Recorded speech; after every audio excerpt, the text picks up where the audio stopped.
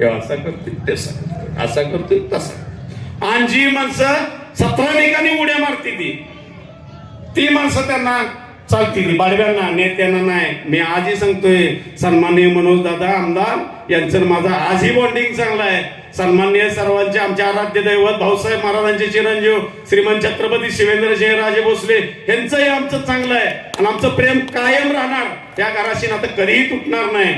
परंतु बाडव्यांसाठी हा लढा उभारलाय आणि हा लढा उभारलाय त्याला यशस्वी करायचं काम तुम्ही सर्वांनी आजपर्यंत केलंय. असं 2 दिवस करा, निश्चित विजय आपला आहे, निश्चित विजय आपला आहे. हात आत्ता करताय तसंच बटन बोट पण दाबा, एवढीच मी विनंती करतो. संजय घोरपडेंनी निर्णय घेतला निवडणूक लढवायची, त्यावेळेलाच या विभागातील लोकांचं ठरलेलं आहे की मतदान बाबांना करायचं. ही वस्तुस्थिती आहे का आहे तर ती कनेक्टिव्हिटी आहे. ही कनेक्टिव्हिटी आजची नाही, 2000 सालापासूनची कनेक्टिव्हिटी आहे. स्वर्गीय भाऊसाहेब महाराज या विभागाचं नेतृत्व करत असताना भाऊसाहेब महाराजांनी या विभागावर भरभरून प्रेम केलं. त्याच्यानंतर शिवेंद्र महाराजांनी भरभरून प्रेम केलं आणि या सर्व याच्यात आम्ही सहभागी असायचो, आमचं कुटुंब सहभागी असायचं, आमचा हा विभाग सहभागी असायचा आणि अग्रगणी खोजेवाडी सहभागी असायची. सर्वात महत्वाचं म्हणजे आम्ही काय आज आलोय उभं राहिलो असं काय नाही. पत्रकार बंधू, आमचा इतिहास तपासा.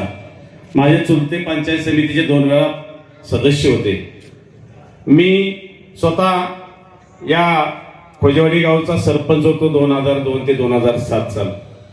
त्याच्यानंतर पंचायत समिती सदस्य झालो आणि मी मग पुढच्या पायरीवर आलो, जिल्हा परिषदेला उभं राहिलो. म्हणजे मी जिल्हा परिषदेला उभं राहायची इच्छा व्यक्त केली, ती चुकीचं आहे का? चुकीचं आहे का?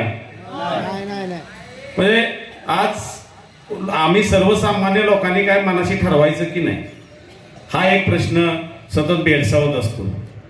परंतु कार्यकर्त्यांचं जर फळे असेल,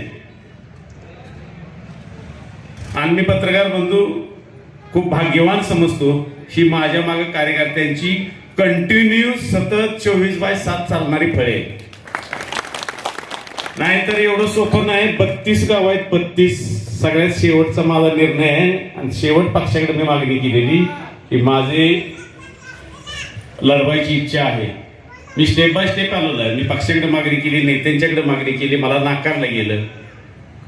परंतु तुमच्या सर्वांच्या याच्यावर मी निर्णय दिला तुम्ही की लढायचा, मी त्याला तयार झालो. आणि या निवडणुकीचं एक वैशिष्ट्य आहे, इथं सर्व येऊ शकलेले नाहीत तर ते ऍक्च्युली ऐकतायत नक्की काय बोलताय म्हणून.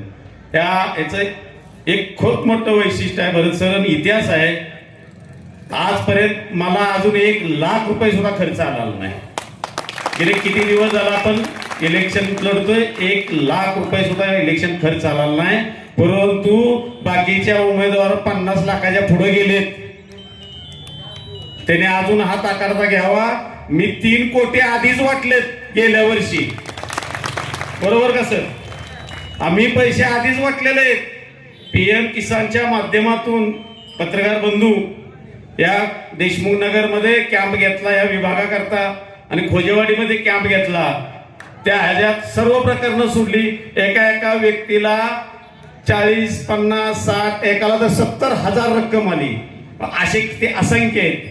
त्यामुळं आता जर विरोधकांनी जरा पैसे जरा मी काय वाटणार नाही, तुम्हीच ठरवलेलं आहे. आपल्याकडे पैशानं आम्ही सर्वसामान्य कुटुंबातला आहे. आता इलेक्शन संपलं की सकाळी टिकाऊ खोरं घेणार आणि आपलं पाण्यावर जाणार, ही वस्तुस्थिती आहे. परंतु लोकांसाठी काम करायचं, लोकांसाठी झटायचं, ही माझ्या 2 पिढ्यांनी शिकवलेलं आहे. त्यामुळे माझी 3री पिढी इथं ठामपणे मजबूत आहे. माझ्या पुढे खूप मोठी शक्ती आहे. पैशाची, विचाराची आहे का नाही ती तुम्ही ठरवा. माझ्यासमोर पैशाची शक्ती आहे तरी मी त्यांना घाबरत नाही. पण माझी सगळी संपत्ती, माझी सगळी प्रॉपर्टी, ही माझी सगळी प्रॉपर्टी तुम्ही आहे. म्हणून पहिल्याच मी मेळाव्यात शब्द वापरला, कोण म्हणतं इलेक्शनला पैसे लागतात. म्हणून मी आता आकडेवारी डिक्लेअर केली. माझा अजून 1 लाख रुपये संपले नाहीत आणि मला नाही वाटत अजून 10,000 सुद्धा लागतील. परत का लागतील? कशासाठी लागतात पैसे हा भाऊ केलेला आहे. सर्वसामान्य माणसाने ह्या चौकटीत राहायचं नाही. इथं कुणी यायचं, इथं फक्त दांडग्यांनी यायचं. ज्यांनी 2 नंबरनं पैसा कमावलाय त्यांनी यायचं. ज्यांनी तुमच्या आमच्या जीवावर राजकारण केलं त्यांनीच फक्त यायचं. मग आम्ही कधी यायचं?